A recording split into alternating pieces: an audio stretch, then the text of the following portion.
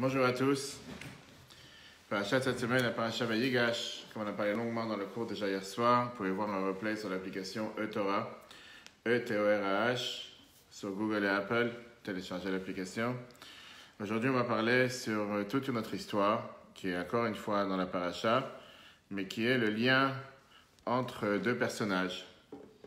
Le lien qu'il y a eu quand il y a eu finalement cette redécouverte de Yosef à ses frères et surtout à Binyamin. Hier soir, on a parlé longuement sur comment Yosef a redécouvert ses frères, avant ça, comment Yehuda il a essayé de faire savoir à ses frères comme quoi, à Yosef, qu'il ne peut pas lâcher Binyamin, il est obligé de garder Binyamin, parce que si jamais il va lâcher Binyamin, son père ne va pas pouvoir vivre. Et on a expliqué longuement hier soir le fait que Yosef a dit, Yehuda a dit, je suis garant, je me suis porté garant, et je ne peux pas le laisser ici. Finalement, on a expliqué comme quoi Yosef a voulu voir s'ils avaient regretté le fait qu'ils avaient dans le passé vendu leur frère 22 ans plus tôt, sans même avoir aucune culpabilité, aucune méchanceté. Ils se disaient, ouais, c'est pas grave, on l'a vendu, on s'en sépare. Quand Yosef il a vu que finalement Yehuda il est là en train de regretter en disant qu'il n'est pas prêt aujourd'hui à refaire la même erreur et qu'il n'est pas prêt à laisser son frère être abandonné, il s'est dit bon, c'est fini l'histoire. Même si jusqu'à présent c'était un coup monté, cette histoire de vol, de coupe de Benjamin, qu'on a trouvé juste chez Benjamin pour qu'il reste en prison. Mais la réalité, c'est que finalement, Yosef, il se dévoile à ses frères. C'est ce qu'on va parler aujourd'hui, cette fameuse rencontre entre Yosef et son petit frère qu'il n'a pas vu depuis 22 ans. C'est un dialogue un peu bizarre, du fait que Yosef, il sait que c'est ses frères en face de lui. Eux, ils ne savent pas que c'est leur frère. Et il y a une grande tension. Et cette tension, qui est énorme dans la paracha de la semaine dernière et en début de cette paracha, finalement, elle devient apaisée avec la rencontre de Yosef avec son frère qu'il a perdu, et surtout avec ses frères qui l'ont jeté dans le puits. Et la Torah me dit dans le premier verset, Yosef ne pouvait pas se retenir, il a commencé à pleurer. Yosef se présente à ses frères en disant la phrase suivante, Ani Yosef, je suis Yosef, Aod Avi Chai. Est-ce que mon père est encore vivant? Et là, il continue avec une phrase qui est bizarre. Ve'atai maintenant, al te'adzvu, n'ayez pas de tristesse, ve'alicha beinechem, ne vous mettez pas en colère. Ki mechatem otiena, parce que vous m'avez vendu ici. Pourquoi? Ki le michyash lachani elokim lifnechem. Sachez que c'est Dieu qui m'a envoyé ici pour pouvoir vous faire vivre. On va voir ça comment à l'intérieur de toute la paracha. Yosef n'arrête pas de dire et de transformer l'histoire. C'est pas vous qui m'avez envoyé, c'est Dieu qui m'a placé. Et on a parlé de ça longuement dans les années précédentes. On peut revoir ça sur l'application eTorah, E-T-O-R-A-H, sur Google et Apple. Comme quoi, tout dépend de la manière comment une personne se place. Tu peux être un malheureux, une victime en disant « on m'a mis, on m'a fait, on m'a... » Ou tu peux dire « c'est Dieu qui m'a placé ». Il leur donne une leçon, alors que c'est de lui dont on parle. 100%. 100%. Pas seulement ça, il dit « c'est Dieu qui m'a placé ». Et à la fin, sur quoi on va s'arrêter aujourd'hui, à la fin, on voit comment la Torah elle nous dit la chose la plus importante qui se passe, la rencontre entre lui et son seul frère. Bien sûr, c'était tous ses frères, le frère de sa mère, Binyamin, les frères qui se languissaient les uns aux autres, comme on a vu la semaine dernière. Comme quoi Binyamin, il a eu 10 enfants, et chaque enfant, il l'a nommé sur une des autres souffrances qui s'est passée avec son frère Yosef. Vayipol al tzavare Binyamin achiv vayef. Regardons la nuance. Comment la Torah, elle nomme les choses. Il est tombé sur les coups de Binyamin, son frère, et il a pleuré. Ou Binyamin et Benjamin, Bacha al tzavara, va pleurer sur son coup. Donc apparemment, Binyamin, il a plusieurs coups et Yosef, il a un coup. Viens les Chachamim dans la Gemara Megillah, page 15, et te disent que la pleure de Yosef sur les coups de Binyamin et la pleure de Binyamin sur le coup de Yosef, c'est pas parce qu'il languissait tellement avec tout ce qui s'est passé jusqu'à présent, mais c'est une pleure sur le futur. D'où on sait ça? Les Chachamim te disent du fait que la Torah, elle te dit que Yosef, il a pleuré al tzavare Binyamin sur les coups de Benjamin. Tzavare la chan rabim. Qu'est-ce que ça veut dire les coups? Il a un coup, tu n'as pas deux coups. La Gemara te demande Kama tzavarin avalé le Binyamin. Combien de coups il a Binyamin? Pourquoi tu me dis des coups? Et la Gemara te dit apparemment il y a une erreur ici. La Gemara aurait dû dire, la Torah aurait dû dire que Yosef il a pleuré sur le coup de Benjamin et Benjamin il a pleuré sur le coup de Yosef. Pourquoi la Torah te dit ici il a pleuré sur les coups de Binyamin? Répond la Gemara Amar Rabbi Elazar. Rabbi Elazar vient et te dit que la pleure de Yosef sur les coups, la chan rabim de Binyamin, C'était une pleure de tout un autre terme, de tout un autre goût, rien à voir avec cette rencontre qui s'est passée maintenant, comme on a dit tout à l'heure. Pas une pleure sur le passé, mais une pleure sur le futur. Bacha, il a pleuré, al-Shnei Mikdashim, sur les 2 temples, She'atidim liot bechelko shel Binyamin, qui vont être construits dans la partie de territoire qui appartiendra à la tribu de Binyamin. Comme on sait aujourd'hui, Yerushalayim se trouve jusqu'à nos jours dans la partie de Binyamin, Ve'atidim lecharev, et que malheureusement ils vont être détruits. Ça, c'est la raison que quand Yosef il voit son frère, alors qu'ils ne se sont pas vus depuis 22 ans, il pleure sur ces coups. De quel coup on parle? On fait allusion aux 2 temples qui vont être construits dans le territoire de Binyamin, et que Yosef, il voit déjà comment ces temples ils vont être détruits, pour ça il pleure. On voit ici que Yosef il a eu une prophétie, que quand le peuple juif va rentrer en Israël, ce n'est pas aujourd'hui, ce sera dans quelques années, et qu'ils vont rentrer diviser la terre pour les 12 tribus. Et Yerushalayim, le temple va rentrer dans le territoire de Binyamin, et il aura les 2 temples qui vont être dans la partie de Binyamin, Atidin, les Charev, ils vont être détruits. Pour ça, il a pleuré aujourd'hui sur ces coups, sur les 2 coups qui vont être dans la tribu de Binyamin et qui vont être détruits. Ces deux temples qui vont être détruits, c'est pour ça qu'il pleure. Revenons à ce qui s'est passé de l'autre côté. Viens Rabbi Eliezer, continue. Binyamin Bachal Tzavara. Pourquoi Binyamin il a pleuré sur le coup, la Shan Yachid, le coup au singulier de Yosef, qui ou Bacha parce qu'il a pleuré al Mishkan Shiloh, sur le temple de Shiloh, chez Atid Liot Bechelko shel Yosef, qui sera dans la partie de Yosef, Atid Licharef. Donc on a ici les 3 temples, si on peut dire le tabernacle, le temple mobile et le temple fixe. Le temple de Shiloh qui était dans la partie de Yosef qui va être détruit. Binyamin aussi a eu cette prophétie en voyant son frère en se disant que dans des années plus tard, et Shiloh c'est vraiment beaucoup, beaucoup plus tard, avant quand ils sont entrés en Israël avec le temple qu'ils avaient dans le désert, le tabernacle, et après ils sont entrés à Shiloh, il a duré 360 ans au total.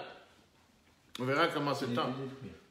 Mais Shiloh bien sûr. Après il était à Nov, Gidon, jusqu'à ce que finalement on est arrivé au Beth Amikdash qui était fixe à Yerushalayim. La différence entre le tabernacle et le Beth Amikdash, c'est qu'un il était fait de végétal, l'autre il était fait de minéral, de pierre. Ça c'est une autre discussion qu'on verra quand on parlera de la construction du temple, dans la paracha Vayikra, etc.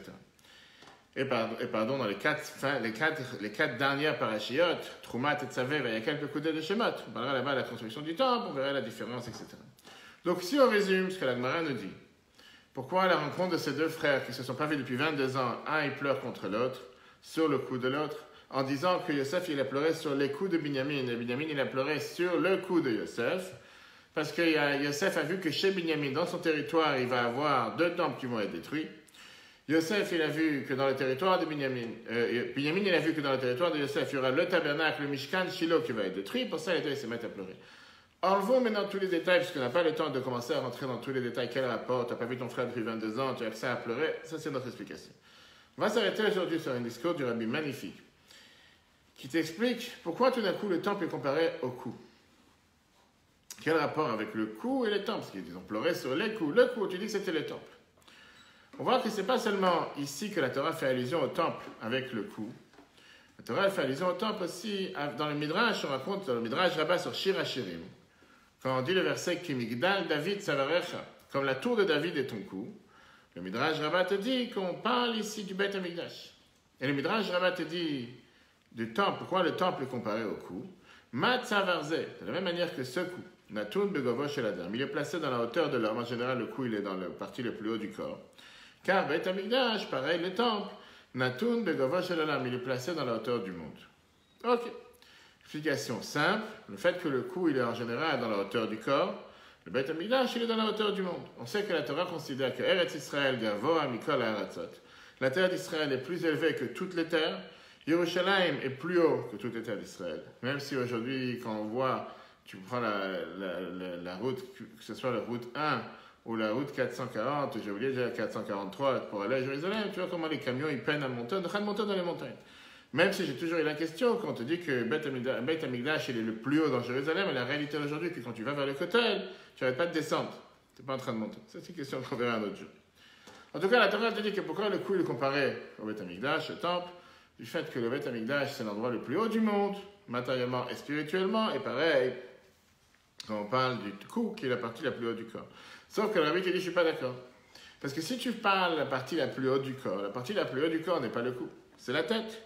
Si tu veux me montrer comment le Beth Amikdash est tellement important, pourquoi tu dois donner le Beth Amikdash le comparer au cou? Compare le Beth Amikdash à la tête. La tête, c'est la partie la plus haute du corps. Pas seulement elle est beaucoup plus haute, elle est beaucoup plus élevée, elle a beaucoup plus de valeur. La tête, c'est le membre le plus important du corps. On fait énormément attention à ce qui se passe avec la tête. Bien sûr que le cou aussi. Mais si tu peux me montrer comme quoi le Beth Amikdash, il a affaire, il a un rapport avec un endroit qui représente la hauteur, qui représente ce qui est plus haut, montre-moi dis-moi que le Beth Amikdash reflète la tête et pas le cou. L'explication est la suivante. Quand je te dis quel est le plus important, d'abord regardons par rapport au Beth Amikdash. Est-ce que vraiment le Beth Amikdash, le temple, il est dans l'endroit le plus haut du corps, du monde? On sait très bien qu'il y a un endroit qui est encore plus haut que le temple. C'est ce que je viens de te dire. L'Agmara Zvachim, page 54, on te dit qu'il y a un endroit proche au temple qui s'appelait Ein Etam, qui était 23 coudées, environ 12 mètres, plus haut que le Beth Amikdash que le temple. 12 mètres, c'est déjà pas mal. Donc ça veut dire que le temple il est considéré comme le cou. C'est vrai qu'il est élevé, mais il n'est pas le plus élevé. Parce qu'il y a encore un endroit qui est un peu plus haut que le temple, et ça, c'est Ein Etam, et c'est la raison pour laquelle le temple est comparé au cou et pas comparé à la tête. L'arbitre dit, ok, si tu penses que tu m'as convaincu avec ça, avançons. Ça même, pourquoi il y a quelque chose qui est plus haut que le temple? Pourquoi le temple n'est pas vraiment dans l'endroit le plus élevé? La tête, elle est plus haut que le cou. Alors pourquoi le temple devrait être construit dans un endroit plus bas que l'endroit le plus élevé, dans un endroit qui est considéré et comparé au cou et pas comparé à la tête? Et pour ça, il faut commencer à comprendre comment fonctionne le corps. La tête, c'est le membre le plus élevé, personne ne discute. Une des différences entre un animal et un être humain, c'est que l'animal, tout le corps est égal. La tête est au même niveau que le corps, tout est à la même hauteur. Alors que chez l'être humain, il n'est pas en mode paysage, il est en mode portrait. Qui veut dire, la tête est au-dessus du corps. La tête est le membre le plus important, c'est le membre le plus élevé, le membre le plus raffiné du corps. Mais le but de la tête n'est pas d'être séparé du corps, n'est pas d'être déconnecté du corps. Parce que pour pouvoir faire vivre le corps, la tête doit être en contact avec le corps. Pour pouvoir donner sa vitalité au corps, faire en sorte que le corps soit en vie, il faut que la tête soit connectée avec le corps. Qu'est-ce qui connecte la tête et le corps? Le cou. Le cou à travers les vaisseaux, à travers tout ce qui est à l'intérieur, la trachée, l'œsophage. C'est le pont qui fait ce lien entre la tête et le corps. Alors très bien, la tête sans cou, ou disons une tête sur un corps sans passer par le cou, elle ne sert à rien. Une tête ne remplit pas sa fonction, sa réelle fonction, si elle ne passe pas à travers le cou. Et pourquoi? C'est la raison pour laquelle le cou il est placé en dessous de la tête, pas au-dessus de la tête. Pourquoi en dessous de la tête? Parce que le cou, il est ce qui est le plus proche du corps. Puisqu'il est le plus proche du corps, il n'est pas plus élevé que le corps, il fait partie du corps. Il remplit un rôle prépondérant, un rôle important pour le corps. Il a un avantage que la tête n'a pas. Parce que le cou, il est plus bas que la tête, automatiquement, il peut faire en sorte que la tête, elle est en contact avec le reste du corps. Imagine-toi que le cou, il aurait été au-dessus de la tête. Il n'y aurait pas eu de contact entre la tête et le corps, et la tête, elle aurait été totalement inutile. Donc au final, bien sûr que la tête, c'est un corps important, bien sûr que la tête, c'est une chose importante, bien sûr que la tête, c'est un membre important, mais au final, s'il n'y a pas le cou, la tête ne sert à rien. Donc si je te demande quel est le plus important, le cou est le plus important, parce que sans le cou, la tête, elle n'a aucune fonction. Le cou est ce qui fait passer les vaisseaux, les commandes, les ordres de la tête vers tout le reste du corps. Ça, c'est pour ce qui est le corps. Parlons maintenant du temple. Quel était le but pourquoi Dieu a créé un temple sur terre? Le but du Beth Amikdash était pour éclairer le monde. Un temple, pour être enfermé sur soi-même, ça n'a pas de but. On te dit qu'une des différences qu'il y avait dans le temple, qu'il n'y avait pas dans tous les autres bâtiments sur terre, c'est que les fenêtres étaient faites pour éclairer vers l'extérieur. Tout le monde entier, quand tu crées des fenêtres, les fenêtres, ils sont faites pour ramasser, pour réunir, faire rentrer la lumière de l'extérieur vers l'intérieur. Le temple, les fenêtres étaient faites d'une manière que ça éclairait. Mimenu, comme la Gemara te dit, Mimenu yatzera lechol haolam kulo. Du temple sortait la lumière pour le monde entier, jusqu'aux endroits les plus bas. Et donc le temple ne peut pas être dans l'endroit le plus haut, qui voudrait dire être totalement déconnecté. Il doit être un endroit qui est au-dessus du corps, qui est comme le cou, parce que la tête, elle est effectivement plus haute que le corps, mais elle doit être rattachée au corps. Et c'est pour ça que le temple n'était pas placé dans l'endroit le plus haut, qui à ce moment-là représentait la tête, mais placé dans l'endroit qui représente le cou. Parce que justement, l'idée du temple, c'est toute la shrina, toute la divinité, toute la lumière divine, toute cette énergie positive qu'il y avait dans le temple devait passer dans le monde. Et ça, c'est exactement comme les forces de la tête qui passent à travers le cou. C'est pour ça que le temple représente le cou du monde et pas la tête du monde. Il est un peu plus bas que l'endroit le plus haut que Enetam, parce que le rôle du temple, c'est d'être proche au monde, d'agir sur le monde, de ne pas être déconnecté du monde. Ça, c'est le temple à Jérusalem. Qu'est-ce qui se passe avec notre temple? On sait qu'on a exactement le même devoir. La Torah nous dit que chaque juif a un devoir de s'occuper avec son monde, d'être proche avec son corps, d'être proche avec ce qu'on appelle ces différents attributs avec lesquels Dieu nous a créés, et être entouré de ce monde. La grande différence entre la Neshama avant qu'elle descende sur terre et la Neshama une fois qu'elle est sur terre, avant qu'elle descende sur terre, elle est proche de Dieu. Peut-être c'est une Neshama parfaite, parcelle divine, comme c'est expliqué longuement dans le Tanya. Elle n'a aucune mission à faire. sa seule soif et sa seule envie, son seul désir, c'est se rapprocher de Dieu, prier, très bien. Mais Dieu il donne à la Neshama une mission, descend sur terre. Descend sur terre pour être habillé sur un corps, dans un corps. Habillé dans un corps dans lequel tu auras cette confrontation quotidienne avec les différents désirs du corps, avec les différents niveaux du corps, avec les différentes passions du corps, avec les différentes guerres que le corps va mener à l'âme quotidiennement, puisque le corps n'est pas forcément intéressé à faire ce que l'âme est intéressée à faire. Le corps est intéressé à faire des choses différentes de l'âme. Et justement, Dieu veut qu'il y ait cette harmonie, qu'il y ait cette union entre la neshama et le corps, l'âme et le corps. Dire à la neshama, ton but est de faire vivre le corps, de travailler avec le corps et de ne pas détruire le corps. Et ça d'ailleurs, c'est tout ce que la Chassidut elle apprend. Comme quoi, on n'est pas là pour détruire le matériel, on est là pour travailler avec le matériel. C'est toute la nouveauté qui s'est passée quand on a reçu la Torah.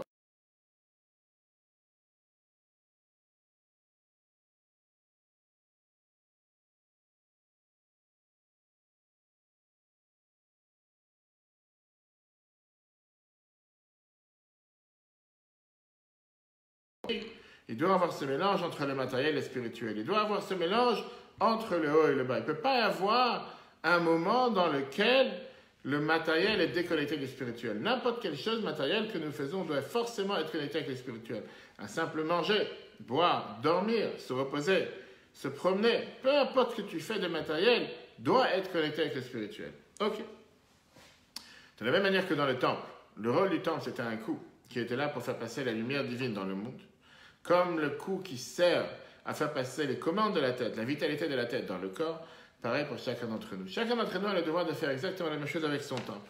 D'éclairer dans le monde et d'éclairer d'une manière que pas seulement sa partie dans le monde est claire, mais que le monde entier est clair. Comme on a dit tout à l'heure, travailler avec le monde, pas être au-dessus du monde. Parce que si c'est pour être au-dessus du monde, quel est le but pourquoi le Neshama est descendu sur terre? Le Neshama est descendu sur terre pour être attaché avec le monde. Et donc au final, la Neshama est aussi là pour servir Dieu à travers le corps, à travers le matériel et pas être déconnecté. Donc on comprend pourquoi le temple a été comparé à un cou. Pourquoi le cou est le membre le plus important? Parce qu'il fait passer les commandes de la tête vers le corps. Et pourquoi chaque être humain sur terre a sa mission de faire exactement la même chose avec son temps. Mais l'histoire n'est pas finie. Quand Yosef a rencontré Binyamin, je l'ai dit tout à l'heure, quand il l'a rencontré, il a pleuré sur les coups de Binyamin, les deux temples qu'il a détruits chez Binyamin. Et au final, Binyamin a pleuré sur le coup de Yosef en faisant allusion au temple qu'il y avait chez Yosef qui va être détruit chez Yosef. La question que la Bible demande, je ne comprends pas. Pourquoi tu ne pleures pas sur tes problèmes? Tu as un problème, va pleurer sur tes problèmes. Quel est le but de pleurer sur les problèmes de l'autre? Chacun il a un problème ici. Yosef il va perdre un temple, Binyamin il va perdre deux temples dans leur territoire. Chacun il a qu'à pleurer sur ses soucis. Quel est le but d'aller pleurer sur les soucis de l'autre? Et le but, c'est pas de travailler pour la Neshama, pleurer pour la Neshama, tu ne vas rien changer. Le but de la Neshama, c'est descendre sur terre, agir sur terre, faire en sorte qu'elle remplisse sa mission sur terre. Parce que rester à pleurer sans remplir sa mission, qu'est-ce que tu fais en train de pleurer? Pleurer, tu n'es pas en train d'avancer, tu n'es pas en train de rien faire, comme on a parlé plusieurs fois dans les cours de Tanya, dans lequel le mauvais penchant, la meilleure victoire qu'il peut avoir sur l'humain, c'est de le rendre triste. Quand il fait pleurer quelqu'un, il est garanti qu'en attendant, il ne fait rien. Puisqu'il pleure, puisqu'il est déprimé,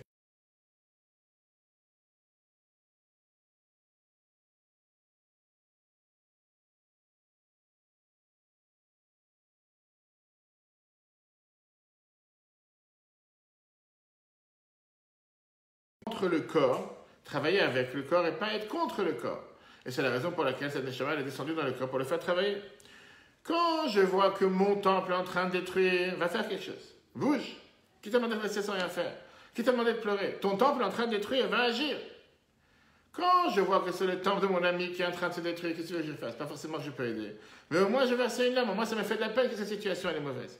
Mais sur ta situation, va bouger, va faire quelque chose. Ça, c'est ce que l'on prend du fait que Yosef, il a pleuré sur le coup de Binyamin sur ses temples. Binyamin, il a pleuré sur le coup de Yosef sur son temple.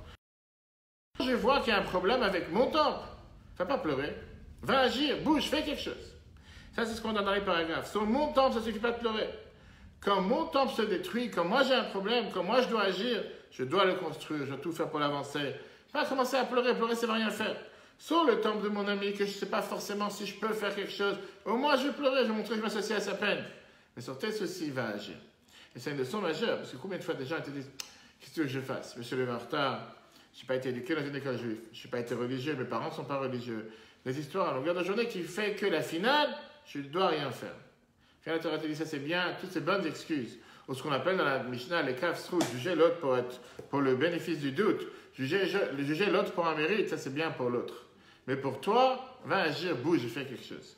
Voilà la leçon majeure qu'on apprend de cette merveilleuse rencontre entre deux frères.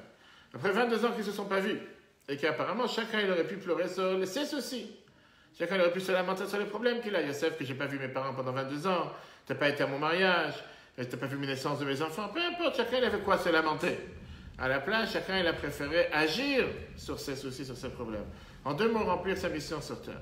Comme on raconte plusieurs fois l'histoire que quand Zushadani, Polistin, de Tzadikim, un des élèves du Bachan, qui racontait que quand il va monter au ciel, on ne va pas venir lui dire pourquoi tu n'as pas été Moshe Rabbeinu ou pourquoi tu n'as pas été Avram. On va lui dire pourquoi tu n'as pas été Zushé. Qui veut dire, chacun il a une mission que Dieu lui a donnée. Ton devoir est de remplir ta mission au maximum. L'autre, qu'est-ce que je fasse? Pas forcément je peux remplir la mission de l'autre. Déjà que je remplisse ma mission. Pleurer à la place d'agir, tu ne vas rien faire.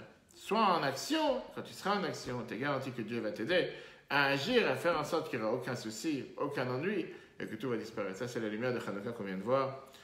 On est aujourd'hui le 3 Tevet, 2 jours avant le 5 Tevet. Le 5 Tevet, c'est un jour qui a 41 ans, a été décrété, 42 ans, qui a été décrété par le Rabbi comme un jour de Sgoula, de bon, de Edratson, pour demander des bénédictions, un jour dans lequel c'était la délivrance, comme le 19 Kislev d'Admour Azaken, c'était la délivrance du Rabbi dans notre génération.